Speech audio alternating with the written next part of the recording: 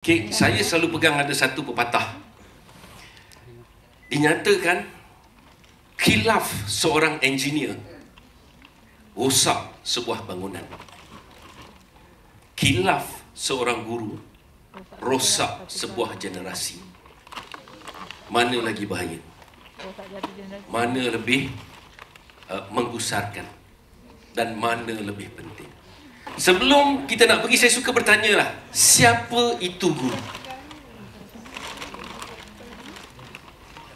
Adakah mereka yang bergrade DG dapat gaji setiap 25 hari bulan? Atau mereka yang mengajar di pasti dengan gaji yang agak rendah? Ataupun mereka seperti saya dan rakan-rakan akademia yang lain yang mengajar di universiti? Ataupun mereka yang menggelar diri mereka sebagai mu'alim, murabbi ataupun mu'addib. Guru. Kita semua adalah guru. Guru kepada diri kita, guru kepada insan-insan yang lain. Lebih bahaya lagi bagi adik-adik yang muda remaja lagi bertenaga ni, apabila mengakad nikah, aku terima nikahnya si fulan dengan si fulan, maka you telah mengikat kontrak dengan Allah Subhanahu Wa Taala untuk menjadi guru bukan hanya kepada diri kalian, tetapi kepada si isteri ataupun suami dan juga bakal-bakal zuriat yang akan dilahirkan. Keterpisahan dalam sistem pendidikan hari ini adalah kita hanya menganggap guru adalah guru. Guru adalah mereka yang mengajar di sekolah. Sedangkan guru sebenar-benarnya adalah mereka yang menzahirkan zuriat, yang berbinkan kita, yang berbintikan kita, yang akan kita bawa namanya di dunia dan di akhirat. Ini yang harus kita lihat. Sebab itulah saya menyokong sepenuh-penuhnya apa yang dinyatakan oleh KSN, bahawa keluarga, ibu bapa juga memainkan peranan selepas berlakunya insiden di Bandar Utama ini. Guru tak mampu melaksanakannya semata-mata. Tukarlah berapa menteri pendidikan pun, you tukarlah. Tukarlah berapa pelan pendidikan pun, you tukarlah. Tanpa masyarakat, pendidikan takkan ke mana-mana. Kerana pendidikan adalah hak masyarakat. Dan hak ini harus diambil, dikembalikan semula dan diimarahkan oleh masyarakat. Kita tak boleh hanya menunding semata-mata pada guru-guru yang ada. Kerana kita semua guru, saya sendiri guru. You bayang anak saya, pada ketika tu cikgu nak cerita, masa tu saya dah bersyarah universiti. Saya datang kat sekolah tu, saya cakap cikgu jangan risau. Anak saya ni ada masalah apa semua, cikgu beritahu je. Cikgu perlu watan, cikgu watan. Cikgu tu tengok saya atas, bawah, atas, bawah, atas, bawah. Alhamdulillah, anak saya jadi orang. Dan saya tengok, ada rakan pensyarah saya minta maaf. Bila anak ada masalah, cikgu ngadu, dia pergi serang sekolah. Tak ke mana anak dia?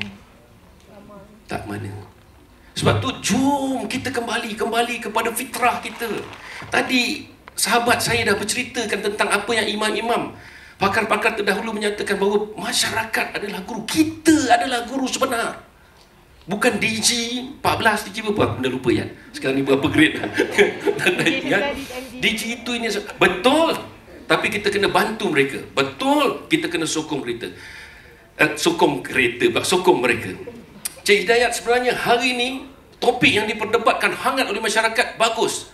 Kerana bermakna masyarakat telah sedar bahawa pendidikan adalah hak dan tanggungjawab semua. Bukan hanya sekolah, bukan hanya NUTP, bukan hanya guru. Tapi hak kita. Dalam dunia yang pandai berkata-kata, jom kita tanya apa yang telah kita sumbangkan. Apa yang kita boleh buat. Kita boleh bermula sebagai katalis pada anak-anak kita. Kemudian yang cucu-cucu dan sebagainya. Kerana kalau tanya saya, inilah roh yang UPSI sedang lahirkan.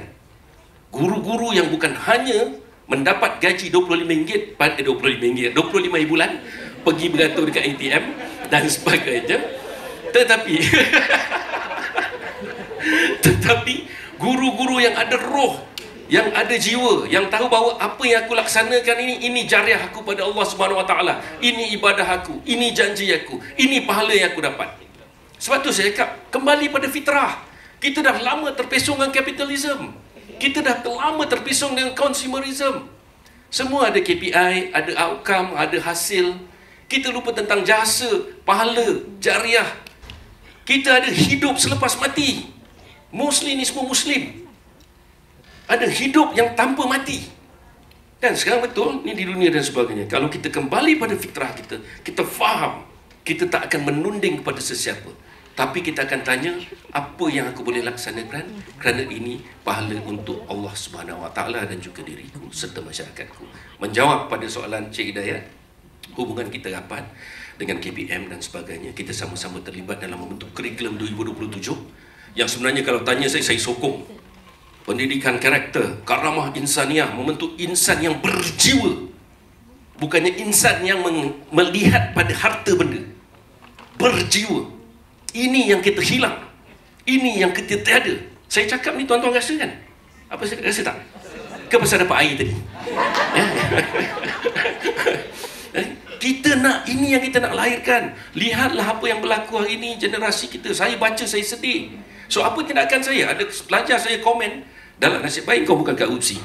Ada pelajar komen bukan-bukan dalam confession, saya akan cari, TDA akan kontak. Ni, siapa nama budak ni, pelajar ni, panggil, duduk. Kenapa kau buat komen jelek itu, ini dan sebagainya. Anak saya sekarang umur 26, 25, 24. Saya masih pantau dia punya social media. Kalau dia tulis, die. Apa, itu, ini, apa semua. Saya akan panggil, what's this?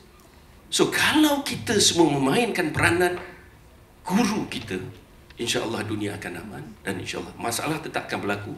You pergilah planet mana pun, tetap ada masalah. And but now, how we address this masalah, dan saya kembali tadi pada saudara Hidayat, kita adalah guru. Terima kasih.